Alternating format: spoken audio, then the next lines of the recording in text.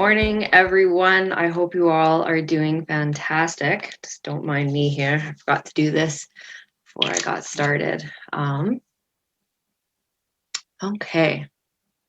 So today I want to talk about something that I think is extremely important, and it is what held me back for a long time.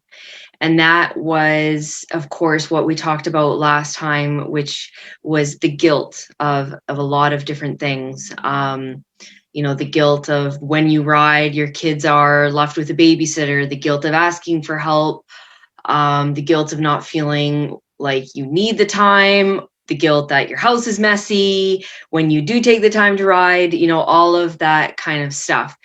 And so one of my really core beliefs throughout this journey, something that really helped everything hit home to me, was realizing how important it actually was for me to get out to my horses.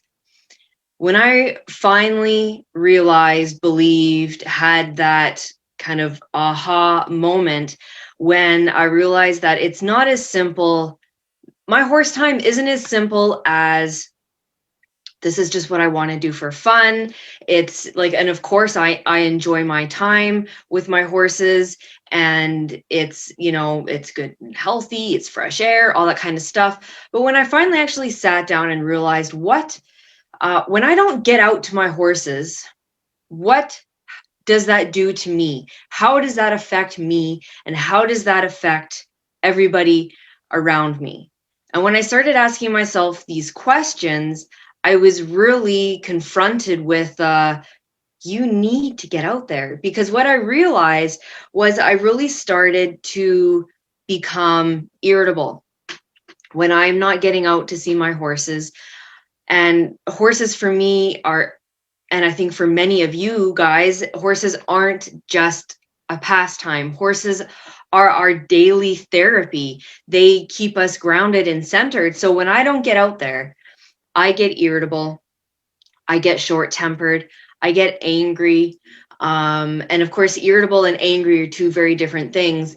The anger that I felt was just kind of like that all-consuming angry at the world kind of feeling. And it is very heavy and not fun to be in, and not fun for anybody to be around, because then when I'm irritable and angry like that, my kids suffer, because of course I'm also short-tempered, and my spouse, he suffers as well, because he just doesn't I'm like taking out my frustrations and my anger out on him, and I'm just not a pleasant person to be around. With all of that, then you start doing all of these things, then you're ashamed of what you're doing, and then you're dealing with the depression and the sadness, because you're like, I am being a horrible person. You're being a horrible person, but it's like you can't break that cycle. And so then you're dealing with depression and sadness, and then I'm being resentful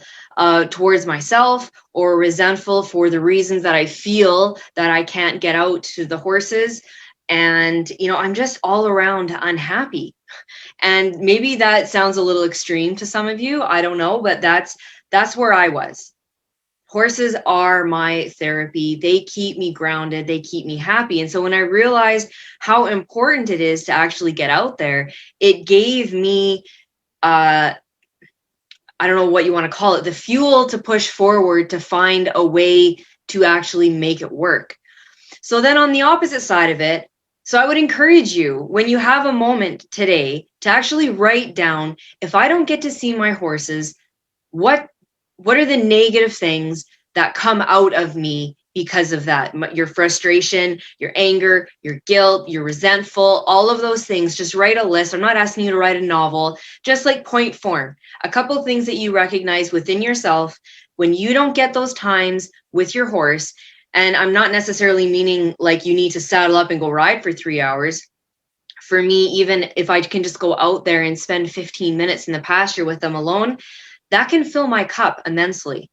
So just really take some time to sit and think, how does it affect you negatively when you don't get out there with your horses on whatever you think is a good amount for you? Because for everybody, it's going to be different. And so don't think that what I feel I need to see my horses every day, every other day, once a week, you could be completely different. And there is nothing wrong with that. The one thing I really want you to pay attention to is, how do you feel when you don't get the time that you yourself need? Okay, so we're going to start with that. And then after you've sat with that for a little bit, I really want you to take some time to write down another list right beside it, and write down how you are as a person, as a mother, father, wife, husband, when you actually get that time with your horse. For me personally, I'm a lot calmer. I feel like I'm more grounded. I'm centered. I'm not as quick to anger. You know, when my 4-year-old's having a fit, I feel like I can actually calm down and talk to her at her level, and not just do the typical, you're having a fit, go to your room, you know, all that kind of stuff. And that's important. And that means a lot to me, because I personally don't want to be that parent where my kid is having a meltdown, I just send them off to their room. I want to talk to them about it. I want to figure out why. I want to come to an understanding between me and her. You know, she's becoming old enough that I can actually communicate this stuff with her. And I don't want to be short-tempered with her. And so that means a lot to me when I find myself calmer and more rational, not so quick to lose my temper. Being even just more focused throughout my day is very, very important. I don't find myself as scatterbrained. I actually have tasks throughout my day and I can accomplish them because I don't have that annoying anger, bitterness, resentment kind of clouding everything. I'm just happier all around. And who doesn't like to be happier? You know, my kids appreciate it. My spouse appreciates it. Everybody around me appreciates it. And of course, it feels amazing to me as well. I'm more connected with myself. When I get out with my horse, I actually kind of start to understand a bit more of who I am. Every time I'm out there, I glean some sort of insight about myself. And that's really important when you're on one of these journeys, and understanding, you know, that horses are my therapy to get through a lot of this stuff. And does that mean that I'm, you know, out there and expecting my horse to fix me? No. But when I work with my horse, I get a lot of insight about myself, and it helps me actually move forward. So that's what I'm kind of talking about there. And I think I've already mentioned before, is I just got notes here to make sure that I actually talk about everything I want to talk about today. Is that just that feeling of being grounded and not so kind of floating 5 feet above the earth, not really knowing what to hold on to, feeling a little lost, confused, and all that kind of stuff. So I really want to challenge you before we get started in our challenge to really take some time to do this. And we're going to touch on this again actually within the challenge, but I think you're going to find the early days are going to be a lot more impactful if you do this now, because it's really going to start to open up your mind and your heart to seeing why you want to do this, because it's not as simple as, I just want to ride 3 times a week because I want my horse to be able to do flying lead changes.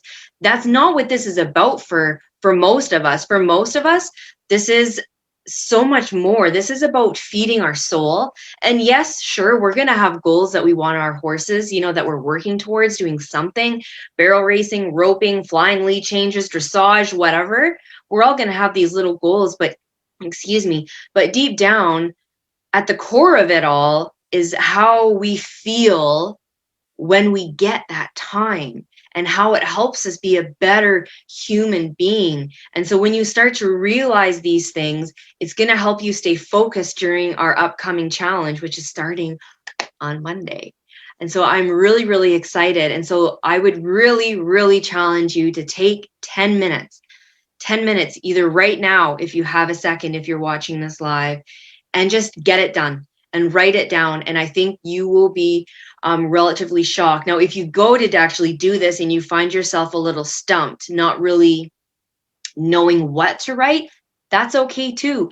Don't feel like you should have all of the answers right now. For some of you, it might come really easy. For others, it might be a big challenge, and that's fine.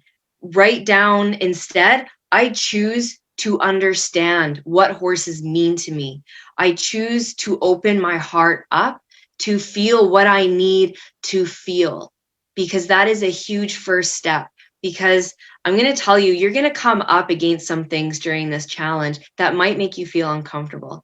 And your ego might be trying to be like, let's not do this, because this is where, we're going to start diving into things. I don't want to deal with this confrontation within myself, or I don't want to feel like I'm going to have this confrontation with my partner, my spouse, whatever it is. Your ego is going to, I promise, challenge you through this. And I want you to be aware of that. And that's what this list is going to help you stay focused so that you don't get sidetracked as easily.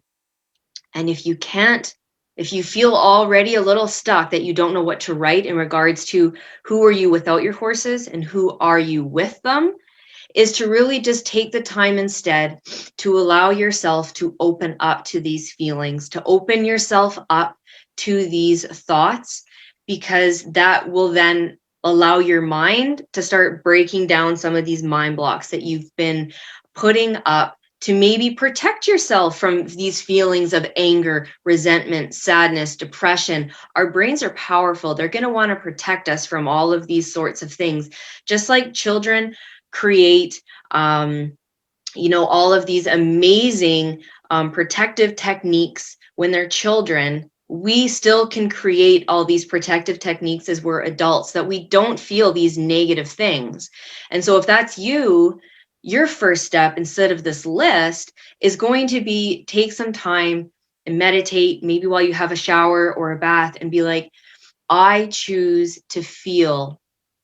I choose to remember. I choose to open up my mind. Something along those lines, and just choosing to allow yourself is going to be really powerful. And you're going to start having these thoughts come to the surface. And don't think that any of these thoughts are right or wrong. Your mind is going to start awakening and telling you things, and just jot them down. If you're not a pen and paper type person, although I do really encourage it, because there's something very therapeutic about taking pen to paper. If that's not you, don't push it. Use your phone. Make a note, a specific note for this challenge, and start writing down the thoughts that are coming to your head. Really negative or really positive, it doesn't matter. Just write them down to help you process. Or if you're not a typer type person, use your memos, your voice memos. Super, super easy. And then you can come back and reflect on them later. I really want you to just be aware of how powerful, all of these emotions are. And it's really going to be an amazing 30-day challenge. I am super excited for it. I'm working on a lot of the stuff later today. And it is absolutely fantastic. This is exactly what I wish I had when I was stuck in my postpartum depression, my anxiety, even my fears around everything. And I did not know what to do with all of this stuff rolling around in my head. And while I had to really push and fight my way through it, I want to show you the easier steps, the steps that I wish I knew that I could have taken, looking back on everything. So I hope you have a fantastic day today. Please take those 10, 15 minutes and get yourself a little bit prepared for what's going to be kicking off on Monday. All right. We will talk to you guys soon. Take care.